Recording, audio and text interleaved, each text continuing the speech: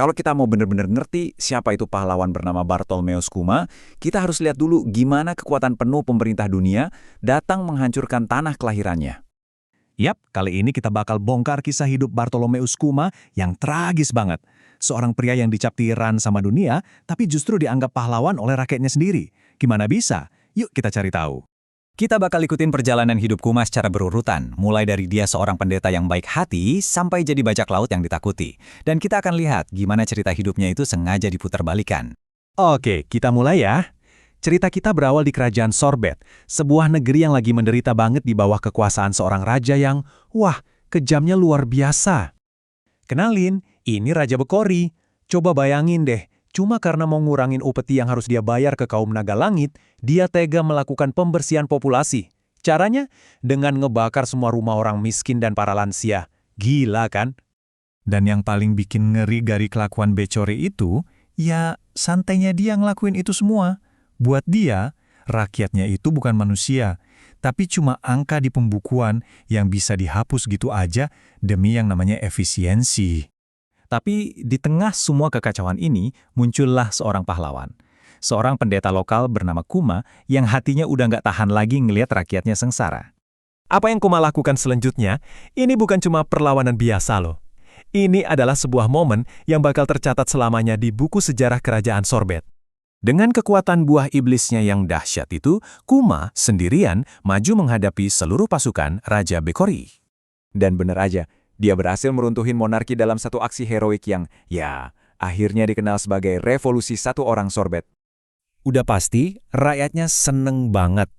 Dan meskipun dia sendiri sebenarnya nggak mau, pendeta yang rendah hati ini, Kuma, akhirnya diangkat jadi raja baru mereka. Nah, di bawah pemerintahan Raja Kuma, kerajaan ini akhirnya nemuin kedamaian. Dan buat Kuma pribadi, ini jadi awal babak baru di hidupnya, yaitu sebagai seorang ayah.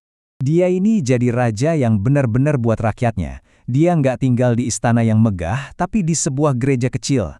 Dan dia pakai kekuatannya, secara harfiah, buat nyerap semua rasa sakit dan penderitaan mereka. Di masa-masa damai inilah kita bisa lihat sisi lain dari Kuma. Seorang ayah yang sayang banget sama putrinya, Boni. Boni ini, ya, dia nurunin semangat ibunya, plus punya kekuatan buah iblis misteriusnya sendiri. Tapi, sayangnya, kedamaian ini rapuh banget. Kejahatan dari masa lalu ternyata lagi nyusun rencana balas dendam. Dan kali ini, senjatanya jauh lebih berbahaya, propaganda. Dan mulailah kampanye kotor yang benar-benar keji. Raja Kuma yang baik hati dan penyayang itu, difitnah, digambarin sebagai tiran yang brutal dan haus kekuasaan. Nah, di sini nih kita lihat kontras yang gila banget. Dunia luar dikasih cerita soal tiran jahat, sementara rakyat Sorbet sendiri, mereka hidup di bawah lindungan seorang penyelamat sejati. Propaganda ini, ya, jadi alibi buat Bekori untuk balik lagi. Dan kali ini, dia didukung penuh sama pemerintah dunia. Ternyata, mereka lebih suka tiran yang nurut daripada raja yang benar-benar peduli sama rakyatnya. Kuma tahu, kalau dia terus di sana, kerajaannya bakal hancur lebur dalam perang yang nggak mungkin dimenangkan. Dia ada di posisi yang pilihannya mustahil. Dan inilah yang membawa kita ke babak terakhirnya sebagai raja. Sebuah pengorbanan yang bakal mengunci takdirnya untuk selamanya. Jadi, dia bikin kesepakatan.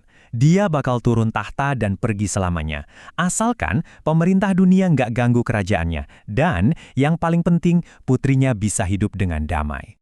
Dan disinilah ironi yang paling menyakitkan. Demi menyelamatkan semua orang, dia justru dicap sebagai penjahat. Namanya disebarin ke seluruh dunia sebagai bajak laut dan tiran, persis kayak yang ditulis di koran-koran itu.